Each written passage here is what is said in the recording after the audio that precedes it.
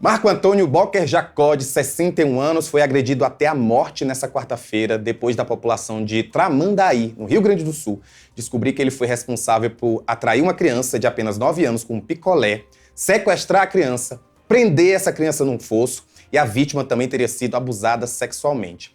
A nossa colunista Mirelle Pinheiro está aqui com a gente para trazer mais informações sobre esse caso. Mirelle, que pena te convidar por um assunto tão grave, mas infelizmente temos que falar sobre isso, porque não só envolve o crime em si, o linchamento, são vários assuntos misturados. E assim, começa então explicando um pouco para a gente depois conversar e debater esse caso, como eu disse, bizarro que aconteceu. Sim, é uma notícia muito triste, né? Mas também, neste mês, a gente teve um episódio muito semelhante, só que em Pernambuco. Então, assim, o que eu consigo ver aí com essas notícias é que a população ela está cada vez mais revoltada mesmo, né? Então, nesse caso que nós noticiamos hoje na coluna, esse senhor, né, um homem de 61 anos com vasta ficha policial, né? Ali ele já respondeu por crimes graves como feminicídio, maus tratos aos animais. Enfim, vários tipos de crime, lesão corporal, e ele acabou sendo surpreendido tanto pela polícia quanto pela população que estava revoltada por conta desse caso, né? É um caso realmente muito triste e muito preocupante. A família dessa criança estava procurando, já é uma garota, né, de 9 anos, a família já estava fazendo ali buscas, comovendo a população local ali já há 2 dias. Então, assim, a família chegou, inclusive, a contratar carro de som, né? Ver o desespero, né, da família, para anunciar o nome da criança, anunciar o local onde ela foi vista pela última vez. E aí a polícia investigou e acabou localizando. Inclusive, nós conseguimos um vídeo da polícia retirando, né? No momento em que a polícia retira essa criança. A gente está mostrando partes do vídeo aqui, porque como é um vídeo muito pesado, a gente não quis trazer, mas está na coluna da Mirelle, se você procurar. Mas você, só para te dar, a gente falou, como você deixou claro aqui, ele já respondeu por feminicídio, tráfico de drogas, furto de veículos, crueldade contra animais e lesão corporal. Mas tem um detalhe que eu acho que é importante a gente trazer, porque chega a ser compreensível. Não sei se a palavra é compreensível, mas a gente consegue entender a revolta da população num caso como esse, mas, infelizmente, ela também vai responder. As pessoas que participaram do lixamento vão responder por o quê, como é que acontece esse momento aí do inquérito, já que muita gente foi envolvida, né? Com certeza. Semelhante ao caso que ocorreu em Pernambuco, né, também aí semana passada, salvo engano, essa população, esses moradores, eles podem responder por homicídio. Então, assim, geralmente nesses ataques, é o que você falou, assim, a gente entende a reação da população, mas ainda não é a melhor forma de responder a esse tipo de crime, por mais brutal que ele seja. Então, assim, essas pessoas, principalmente ali nos ataques, essas ações, elas são filmadas, essas pessoas, elas podem ser identificadas pela polícia e elas vão responder por homicídio. Então, assim, nesse caso, lá no Rio Grande do Sul, o autor, né, o principal suspeito, ele foi agredido por mais de 40 pessoas. Então, assim, esse grupo invadiu o comércio onde ele trabalhava e onde a criança também estava escondida. A criança estava escondida num fosso de cerca de 1 metro de profundidade e ali cercada de cervejas, enfim, foi uma situação realmente muito, muito difícil. Mas aí a população entrou junto com a polícia, né, cerca de 40 pessoas, destruíram todo o comércio, o estabelecimento dele e aí acabaram realmente agredindo aí. Ele não resistiu, acho que ele não chegou nem a ser levado ao hospital. O SAMU foi acionado, mas ele estava realmente gravemente ferido e ele não resistiu. Inclusive você traz na coluna aqui que a polícia tentou impedir, mas a população era tanta gente de fato não foi possível. Outro detalhe que você traz é de que ainda há a suspeita de que a menina tenha sido violentada sexualmente, mas o que eu queria saber é se você tem informações sobre como ela está agora, se ela foi recuperada, se está no hospital, em que momento aí, já que, né, ela está vivendo um trauma que vai ser levado para a vida, mas em relação à saúde dela, como é que ela está agora nesse momento? Com certeza.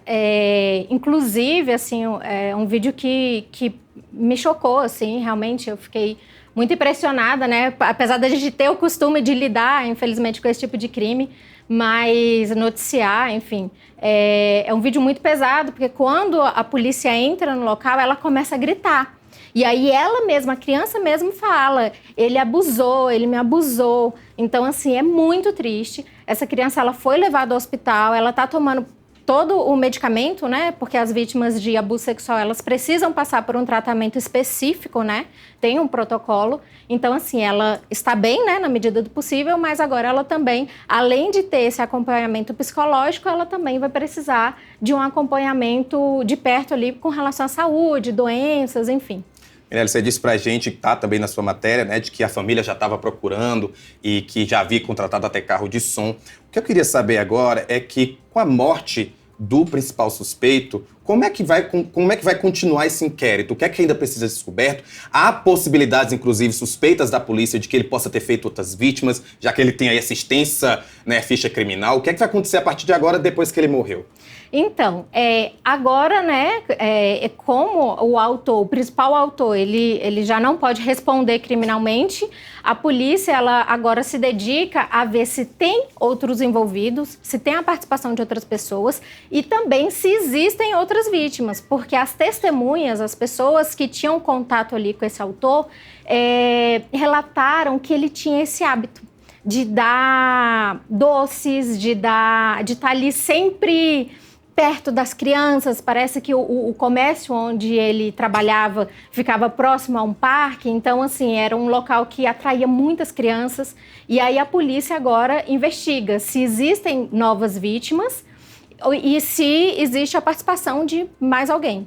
Eu vou pedir pro pessoal aí da nossa equipe colocar de novo a imagem aqui da matéria, que tem a foto desse homem, né, desse suspeito.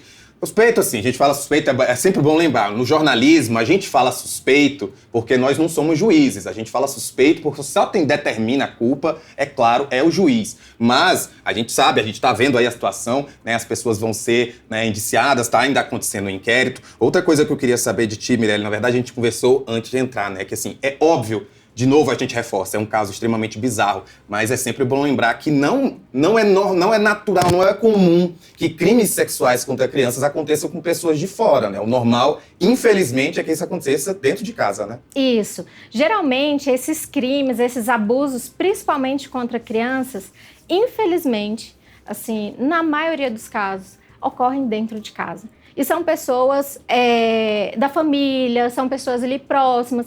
Inclusive, a gente está publicando uma matéria agora de um caso que ocorreu no Ceará, de um tio que estuprou o sobrinho, de apenas 5 anos. Então, assim, além de tio, ele também era padrinho da criança.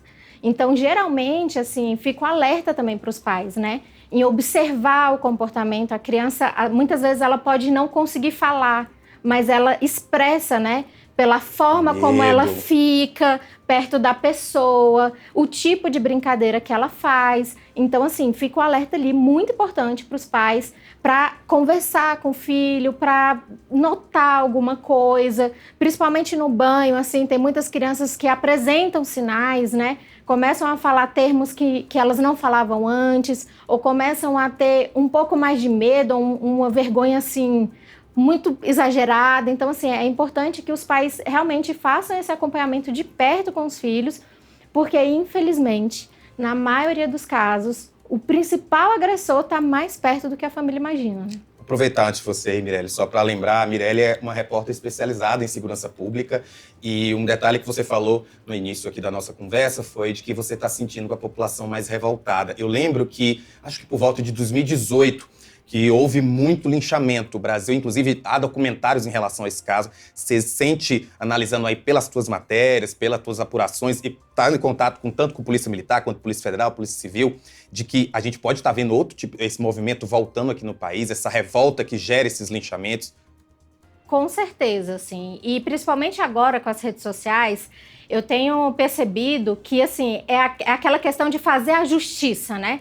Que muitas vezes a população não acredita na justiça convencional e acha que a pessoa não vai pagar ali fielmente, né, por aquele crime que ela cometeu e acaba tomando ali atitudes que se tornam outro crime, né? Então, assim, nas redes sociais, um fator que me chamou muita atenção é essa questão de filmar.